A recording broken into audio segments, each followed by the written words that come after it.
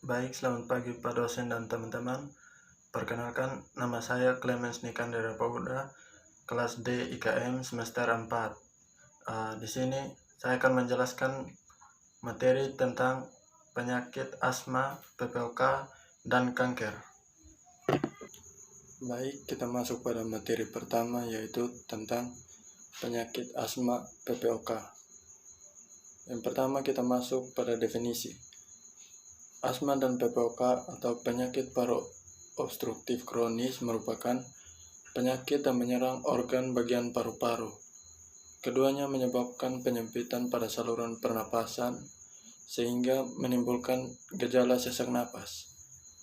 Pengertian asma sendiri adalah suatu kelainan berupa peradangan kronik saluran napas yang menyebabkan penyempitan saluran napas atau hiperaktif bronkus, sehingga menyebabkan gejala episodik berupa mengi, sesak napas, dada terasa berat, dan batuk terutama pada malam atau dini hari. Pengertian PPOK sendiri yaitu peradangan pada paru-paru yang berkembang dalam jangka panjang. PPOK umumnya ditandai dengan sulit bernapas, batuk berdahak, dan mengik atau bengek. Yang kedua adalah gambaran permasalahan. Gambaran permasalahan asma itu data Kemenkes mengungkapkan angka prevalensi kasus penyakit tidak menular atau PTM selama 2013 sampai 2018 meningkat sampai 34% di Indonesia. Dari sekian banyak kasus PTM, yang paling banyak dihadapi masyarakat adalah asma. Data menunjukkan 4,5% penduduk Indonesia menderita asma. Jumlah kumulatif kasus asma sekitar 11.179.032 penderita. Berikut gambaran PPOK. Penyakit paru obstruktif kronik atau PPOK menjadi salah satu dari 10 besar penyakit paling berbahaya di dunia, yaitu menempati urutan ketiga setelah penyakit jantung iskemik dan stroke. WHO mendata sebanyak 3 juta orang meninggal karena PPOK pada tahun 2016 dan juga menyatakan bahwa pada 12 negara di Asia Tenggara ditemukan prevalensi PPOK sedang berat pada usia 30 tahun ke atas. Yang berikut patofisiologi. Patofisiologi asma merupakan penyakit inflamasi kronis dengan karakteristik meningkatnya responsivitas bronkial serta obstruksi jalan nafas secara episodik. Karakteristik patologis mayor pada asma antara lain peluruhan epitelial, peningkatan massa otot polos yang diakibatkan oleh hipertrofi, hiperplasia atau migrasi, hiperplasia kelenjar mukosa, fibrosa subepitelial, infiltrasi sel inflamasi pada dinding bronkial. Abnormalitas imunologis utama pada asma adalah respon imun tipe 2, yaitu sekresi sitokin tipe 2. Kelebihan sekresi sitokin tipe 2 pada saluran napas bagian bawah akan merangsang hipersensitivitas yang dimediasi oleh IgE. Patofisiologi PPOK yaitu perubahan pada saluran nafas, tapi dapat juga ditemukan perubahan pada jaringan parenkim, paru, dan pembuluh darah paru. Sebagian besar kasus PPOK disebabkan karena paparan saat berbahaya, yang paling sering disebabkan oleh asap rokok. Mekanisme patofisiologi masih belum jelas, namun diperkirakan disebabkan oleh banyak faktor. Yang berikut adalah tanda dan gejala. Yang pertama, asma. Gejala utama asma meliputi sulit bernapas, terkadang bisa membuat penderita megap-megap, batuk-batuk, dada yang terasa sesak, dan mengi. Selain sulit bernapas, sesak dada, dan mengi yang memburuk secara signifikan, tanda-tanda lain serangan asma parah dapat meliputi inhaler pereda yang tidak ampuh lagi dalam mengatasi gejala. Gejala batuk, mengi, dan sesak di dada semakin parah dan sering. Sulit berbicara, makan, atau tidur akibat sulit bernapas. Bibir dan jari yang terlihat biru. Denyut jantung yang meningkat. Merasa pusing, lelah, atau mengantuk. Adanya penurunan arus puncak ekspirasi. Tanda dan gejala dari PPOK yaitu batuk tidak kunjung sembuh yang dapat disertai dahak, napas tersegal-segal terutama saat melakukan aktivitas fisik, berat badan menurun, nyeri dada, mengi, pembengkakan di tungkai dan kaki, lemas. Yang berikut adalah klasifikasi atau jenis. Yang pertama, asma. Klasifikasi asma yang pertama itu asma okupasional, yang kedua asma alergi, yang ketiga asma non-alergi, yang keempat asma olahraga, yang kelima asma COPD, yang keenam asma noktumal, dan yang ketujuh asma orang dewasa. Klasifikasi PPOK dikutip dari Badan Kesehatan Dunia atau WHO. PPOK sendiri terdiri atas dua jenis utama, yaitu bronkitis adalah peradangan dinding saluran bronkus atau cabang tenggorokan yang terjadi menahun. Penyakit ini menyebabkan dinding pada saluran bronkus di paru-paru menjadi merah, bengkak, dan dipenuhi lendir. Lendir inilah yang kemudian menyumbat saluran nafas dan membuat bernafas menjadi lebih sulit. Yang kedua, emfisema, yaitu emfisema secara bertahap merusak kantung udara atau alveolus di paru-paru sehingga membuat kita semakin sesak nafas. Rusaknya kantung udara akan membuat jumlah alveolus dalam paru-paru kita semakin sedikit. Yang berikut adalah faktor risiko. Faktor risiko dari asma yaitu infeksi paru-paru dan saluran nafas yang umumnya menyerang saluran nafas bagian atas seperti flu. Yang kedua, alergen yaitu bulu hewan, tungau, dan serbuk bunga. Yang ketiga, paparan zat di udara, misalnya asap kimia, asap rokok, dan polusi udara. Faktor kondisi cuaca seperti cuaca dingin, cuaca berangin, cuaca panas yang didukung kualitas udara yang buruk, cuaca lembab, dan perubahan suhu yang drastis. Faktor risiko dari PPOK yaitu memiliki kebiasaan merokok atau sering terpapar asap rokok, yaitu perokok pasif. Terpapar polusi udara misalnya dari debu jalanan, asap dari kendaraan, atau asap pabrik dan industri. Menderita penyakit asma, tuberkulosis, infeksi HIV, dan kelainan genetik yang menyebabkan kekurangan protein alfa 1 antitrypsin AAT.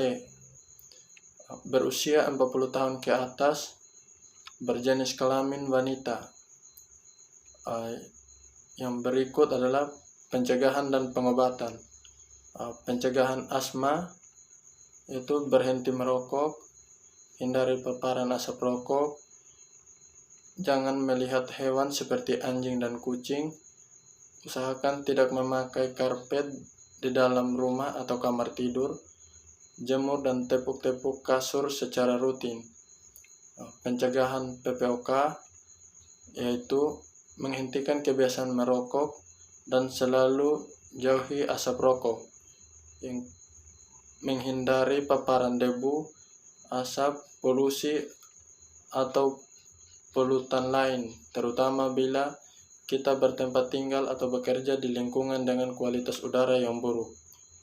Yang berikut, menerapkan gaya hidup sehat dan rutin olahraga, mengkonsumsi makanan bergizi seimbang, dan cukup minum air putih, yaitu sekitar 8 gelas per hari. Yang berikut, pengobatan asma. Dalam pengobatan asma, ada 2 hal yang perlu dilakukan, yakni meredakan gejala dan mencegah gejala kambuh. Oleh karena itu, penting untuk menjalani pengobatan dengan dokter, sehingga dapat diberikan obat untuk mengatasi asma. Yang berikut adalah pengobatan PPOK. Sampai saat ini, penyakit paru obstruktif kronis belum bisa disembuhkan sepenuhnya. Namun, pengobatan dapat membantu meredakan gejala dan menghambat perkembangan penyakit ini, sehingga pasien dapat menjalani aktivitas dengan normal. Beberapa metode penanganan PPOK. Yang pertama yaitu dengan obat-obatan, yang kedua terapi oksigen, yang ketiga rehabilitasi paru, yang keempat alat bantuan nafas, dan yang kelima operasi. Baik, materi selanjutnya kita masuk pada kanker. Pertama, kita masuk pada pengertian. Kanker atau tumor ganas terjadi akibat adanya pertumbuhan sel-sel jaringan tubuh yang tidak normal disebabkan oleh neoplasia, displasia, dan hiperplasia.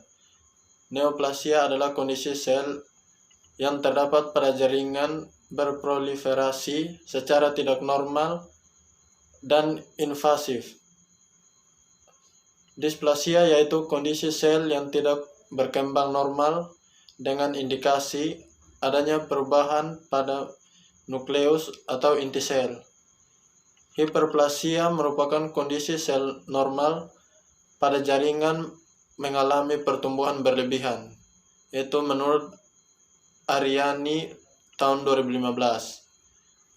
Kanker adalah penyakit yang disebabkan oleh pertumbuhan sel-sel jaringan tubuh yang tidak normal, berkembang dengan cepat, tidak terkendali, dan terus membela diri. Itu menurut Indah pada tahun 2010.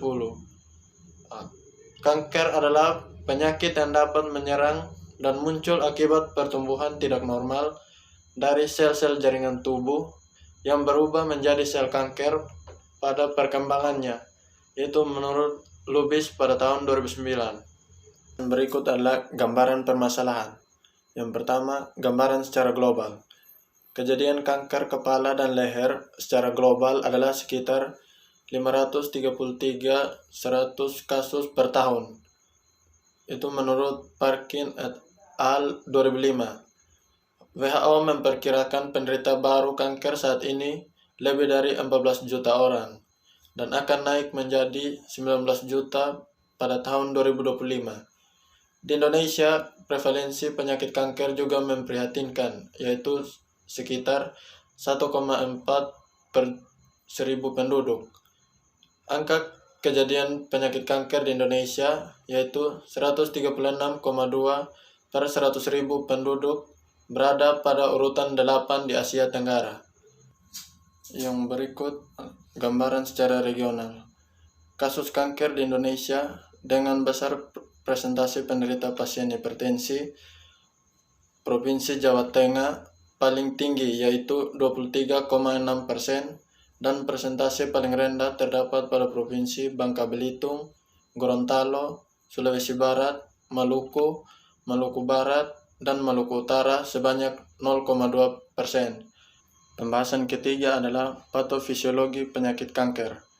Sel abnormal membentuk sebuah kelompok dan mulai berproliferasi secara abnormal, membiarkan sinyal pengatur pertumbuhan di lingkungan sekitarnya sel. Sel mendapatkan karakteristik invasif sehingga terjadi perubahan jaringan sekitar. Sel menginfiltrasi jaringan dan memperoleh akses ke limfe dan pembuluh darah yang membawa sel ke area tubuh yang lain. Kejadian ini dinamakan metastasis atau kanker menyebar ke bagian tubuh yang lain. Sel kanker disebut neoplasma ganas atau maligna dan diklasifikasikan serta diberi nama berdasarkan tempat jaringan yang tumbuhnya sel kanker tersebut. Kegagalan sistem imun untuk menghancurkan sel abnormal secara cepat dan tepat tersebut menyebabkan sel-sel tumbuh menjadi besar untuk dapat ditangani dengan menggunakan imun yang normal. Kategori agents atau faktor tertentu yang berperan dalam karsinomagnesis atau transformasi maligna mencakup virus dan bakteri, agen fisik, agen kimia, faktor genetik atau familial, faktor diet, dan agen hormonal. Pembahasan keempat adalah klasifikasi kanker. Yang pertama, payudara. Merupakan gangguan patologis yang dimulai karena adanya perubahan gangguan genetik pada sel tunggal dan membutuhkan waktu beberapa tahun untuk dapat dipalpasi. Faktor risiko yang mempengaruhi terjadinya kanker payudara yaitu gender dan usia lanjut. Adanya kanker payudara sebelumnya, riwayat keluarga, yaitu memiliki kerabat yang memiliki derajat 1 yang menderita payudara, yaitu bisa dari ibu, saudara perempuan, dan anak perempuan.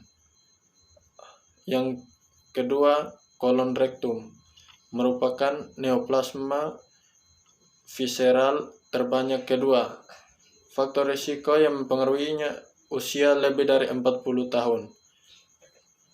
Makanan yaitu lemak hewani berlebihan, terutama sapi dan serat rendah. Penyakit lain di saluran pencernaan. Yang ketiga, laring. Tumor berada di pita suara sejati dan cenderung tidak menyebar karena jaringan ikat yang mendasari kekurangan nodus limfe yang ditandai dengan suara parau yang berlangsung lebih dari 3 hari. Yang keempat, paru. Kanker ini biasanya berkembang di dinding atau epitelium pohon bronkial yang ditandai pada stadium awal tidak ada, sedangkan pada stadium lanjut berupa nyeri dada, batuk, demam, suara parau, nyeri bahu, berat badan turun, bunyi menciut. Kelima, leukemia, merupakan proliferasi ganas prekursor sel darah putih di sumsum tulang dan akumulasi di darah perifer, sumsum tulang, dan jaringan tubuh. Yang keenam, pankreas, merupakan gangguan gastrointestinal yang mematikan yang berkembang secara cepat yang disebabkan karena merokok, dan faktor risiko yang mempengaruhi yaitu diabetes mellitus, pankreatitis akut, penyalahgunaan alkohol. Ketujuh, prostat, merupakan neoplasma terbanyak kedua yang ditemukan pada pria berusia 50 tahun ke atas. Kebanyakan sarkoma berasal dari kelenjar prostat posterior, sedangkan yang lainnya dari ureter, yang ditandai dengan kesulitan berkemi, hematuria, anuria, retensi urin. Yang kedelapan, gaster. Terjadi umumnya pada pria yang berusia lebih dari 40 tahun yang disebabkan karena gastritis, inflamasi lambung kronis, ulcer gastritis, atrofi gastrik, dan ditandai dengan distensi abdominal, ketidaknyamanan gastrik kronis, disfagia, darah di tinja, muntah berat badan menurun, anoreksia, merasa penuh setelah makan, anemia, dan letih. 9. Ovarium merupakan penyebab utama kematian akibat kanker ginekologi. Faktor risiko yang mempengaruhinya yaitu riwayat kanker payudara, riwayat keluarga yang menderita kanker ovarium, usia lanjut, prioritas rendah, dan obesitas yang ditandai dengan peningkatan lingkar abdomen, tekanan panggul, kembang, nyeri punggung, konstipasi, nyeri abdomen, urgensi kemi, peningkatan ukuran pinggang, nyeri tungkai, dan nyeri panggul.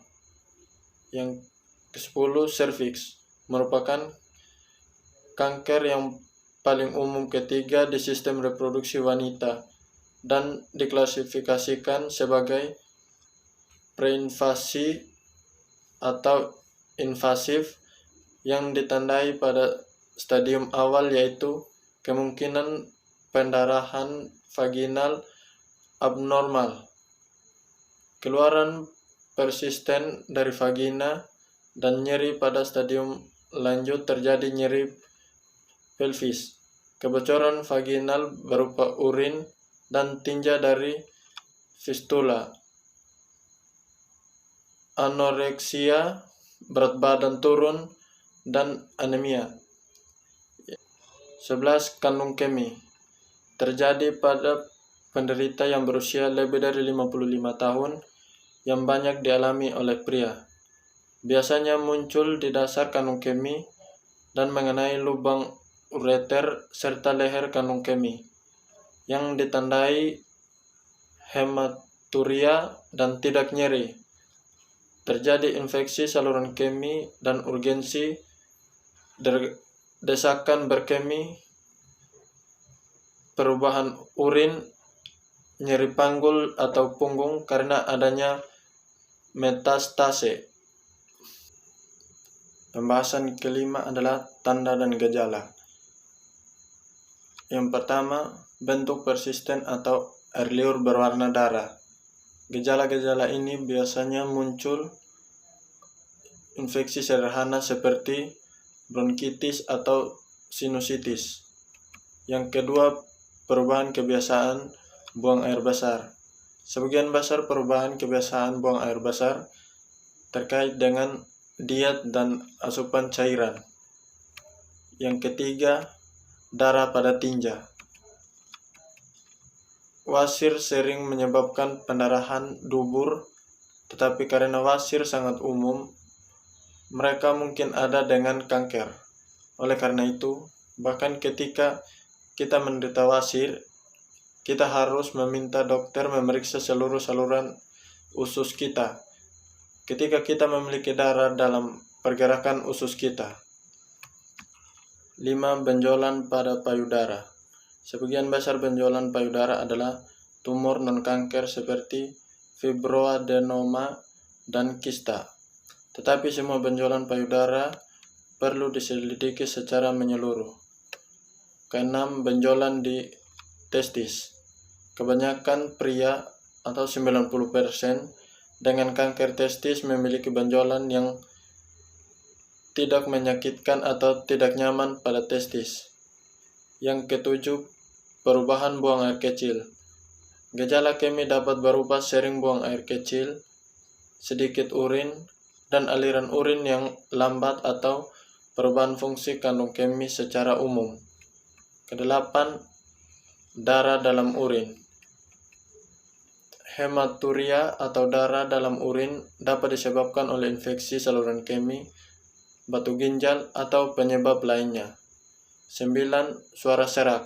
Suara serak yang tidak disebabkan oleh infeksi pernapasan atau yang berlangsung lebih lama dari 3 hingga 4 minggu harus dievaluasi. 10. Benjolan atau kelenjar bengkak yang persisten. Benjolan paling sering mewakili kondisi tidak berbahaya seperti kista jinak. Seorang dokter harus memeriksa benjolan baru atau benjolan yang tidak pernah hilang. 11. Perubahan yang jelas pada kutil atau tahi lalat. Tahi lalat multiwarna yang memiliki tepi tidak teratur atau berdarah mungkin bersifat kanker. 12. Gangguan pencernaan atau kesulitan menelan. Kebanyakan orang dengan sakit MA kronis biasanya tidak memiliki masalah serius. Pembahasan ke-6 adalah faktor risiko. Ada banyak faktor yang meningkatkan risiko terkena kanker. Antara lain, yang pertama, riwayat keluarga. Kedua, usia, yaitu di atas 65 tahun lebih berisiko untuk mengalami kanker. Ketiga, kebiasaan buruk seperti mengonsumsi alkohol berlebihan, merokok, paparan sinar matahari berlebihan, obesitas, dan seks yang tidak aman. Keempat, kondisi kesehatan. Beberapa kondisi kesehatan kronis seperti ulceratif colitis juga meningkatkan risiko munculnya kanker jenis tertentu. Kelima, lingkungan hidup. Bahan kimia berbahaya seperti asbes atau bensena di rumah atau tempat kerja bisa menjadi faktor yang meningkatkan risiko penyakit ini. Pembahasan ke-7, pengobatan dan pencegahan kanker. Yang pertama, pengobatan. Pengobatan terdiri atas pembedahan. Itu sangat efektif bila dilakukan pada penderita kanker stadium awal sehingga mempunyai peluang sembuh. Pengobatan kedua, kombinasi. Pengobatan kombinasi memudahkan antara kemoterapi, radioterapi, dan pembedahan. Pengobatan ketiga, radiasi. Radiasi atau penyiaran bertujuan untuk menghancurkan jaringan yang terkena kanker. Pengobatan keempat, kemoterapi. Pengobatan kemoterapi bertujuan menjangkau sel-sel kanker yang menyebar ke bagian tubuh lain dengan cara menghambat dan mengontrol pertumbuhan sel kanker. Yang kedua, pencegahan. Ada beberapa cara lain yang bisa dilakukan untuk mengobati kanker di rumah, yakni perubahan gaya hidup seperti berhenti merokok, makan makanan dengan pola makan yang sehat, makan makanan banyak buah-buahan dan sayuran, batasi memakan daging olahan, pertahankan berat badan yang sehat dan aktif secara fisik, lindungilah diri dari sinar matahari, dapatkan perawatan medis yang teratur. Baik, sekian hasil presentasi dari saya. Atas perhatian dari Bapak dosen dan teman-teman, saya ucapkan terima kasih.